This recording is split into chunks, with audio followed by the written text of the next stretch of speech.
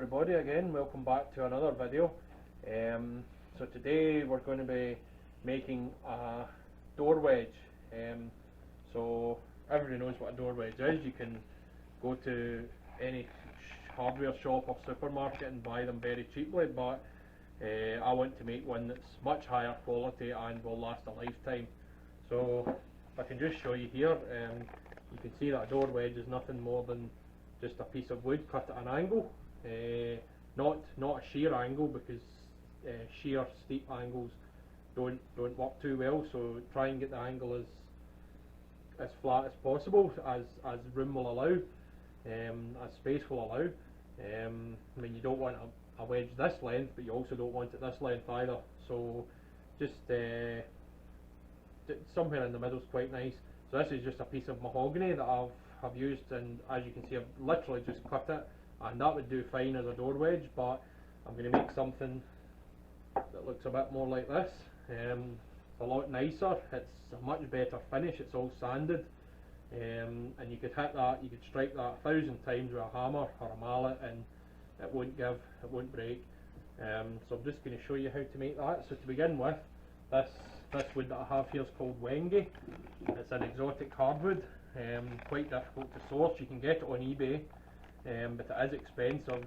This is about £15 for this piece here. I did cut this wedge off of this piece already, but it is generally an expensive wood. So what we want to do here is we want to basically pick our angle. So this has already got this angle cut on it, so I need to just roughly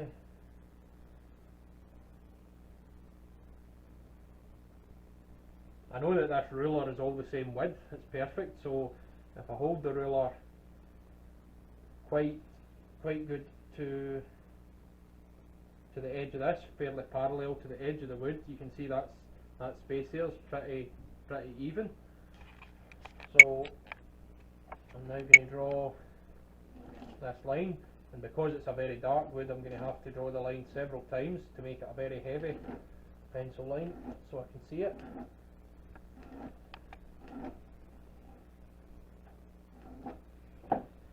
And you can see that no problem. Now what I want to do is I want to just measure how far I've actually came down here. 30 millimeters exactly. So I'm now going to come down at the other side 30 millimeters.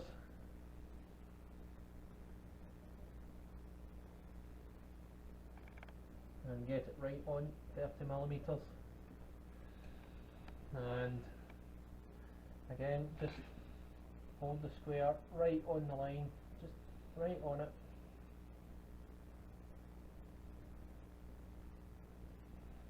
And just strike the line again several times so that we can definitely see it. Then I'm going to put the wood in the vise.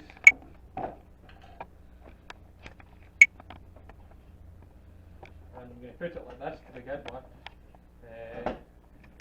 I'm going to use the hand plane to actually smooth this surface before we cut it. It's far easier to smooth this while it's still attached to another piece of wood. So I'm going to smooth this as much as I can, and then we'll make the actual saw cut.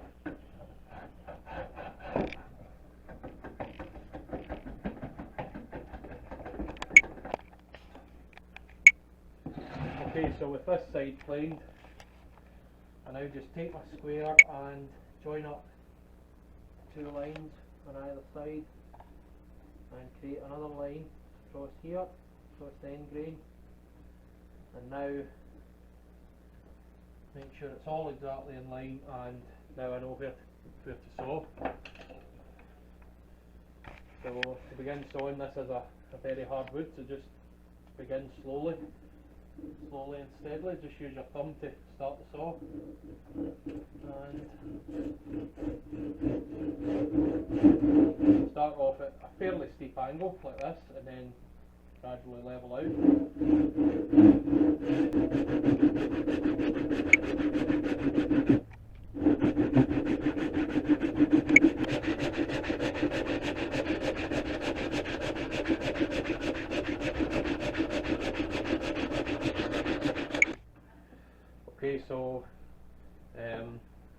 left the piece of wood just slightly short of the end here, so that I can leave myself a little lip on the end of it. I'm just going to take my combination square again and just take it to the end of the saw cut and square a line across, and I'm now going to make that cut across there. I've just screwed a bit of temporary wood to the bench to hold this in place while I cut it.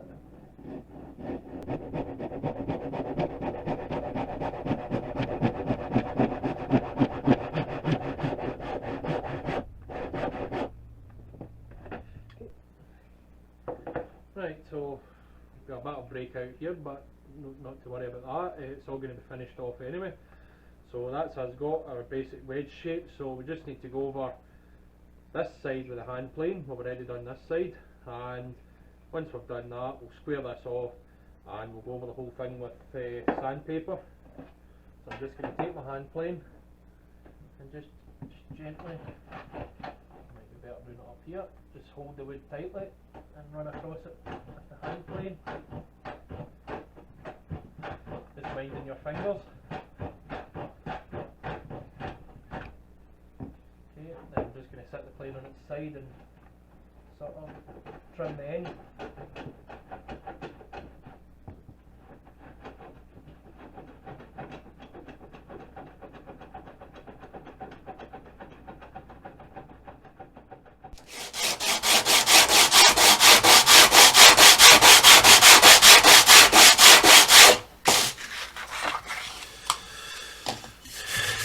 Okay, so that's me sanded it with 60 grit sandpaper. I'm just going to go very quickly with a piece of 180 grit, just very quickly, and the other side.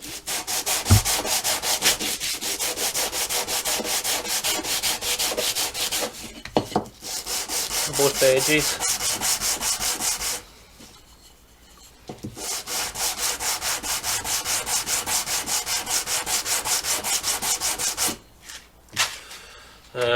And now we're ready to put a finish on it. This is the first time I've actually ever worked with this wengi wood.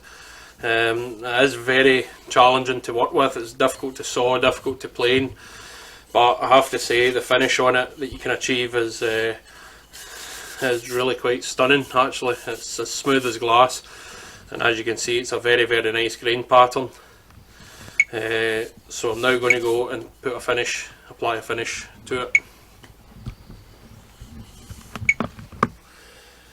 Okay, so now we're ready to finish off the door wedge. I'm going to apply some bree wax to it, which is a general purpose furniture wax. Brings out a very high sheen on the wood. Firstly though, I'm going to apply a small amount of methylated spirits just to clean it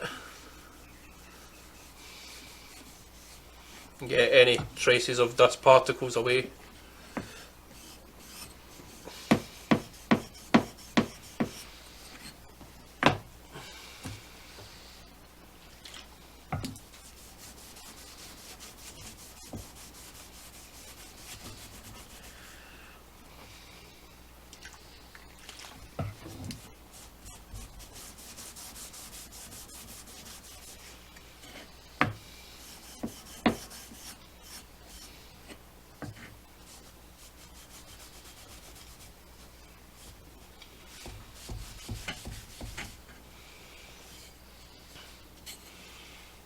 Okay, so I now need to make sure that this is thoroughly dry before applying the wax. So just wrap it inside a towel and make sure it's definitely dry.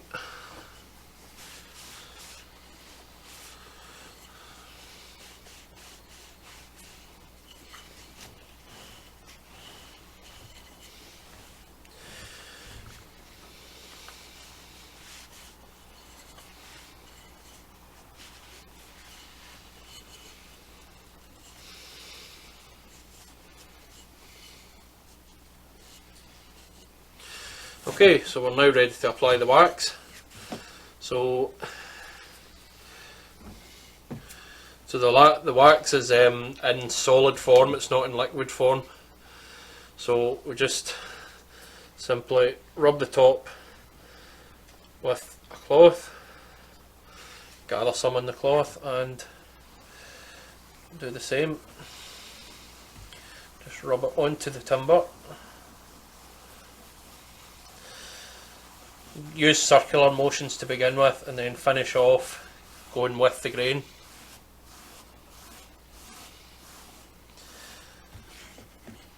For the sides I would just recommend going with the grain.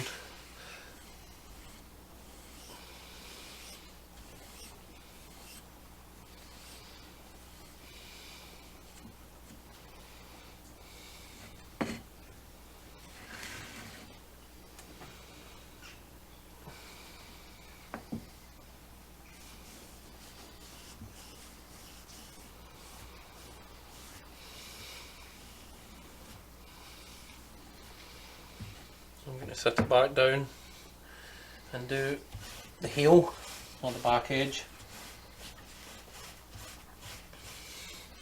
Then I'll just hold it here to remove fingerprints.